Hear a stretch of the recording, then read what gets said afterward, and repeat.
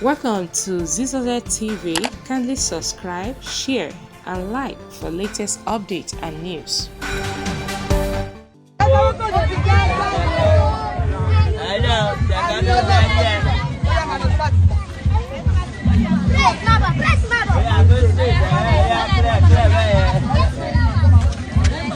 Má gbàdúrà ẹ lọ.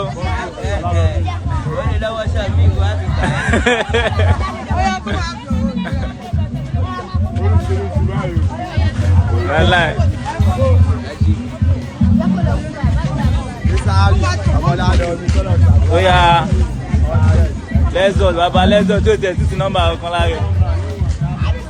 Ẹ̀fà tó tẹ̀lé òun náà lára fún. Òun lára fún pé ká fi ṣe kó máa gbà yẹn.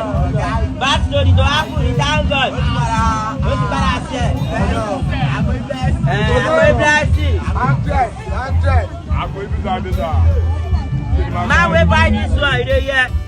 Man wey buy Lexus. Oya.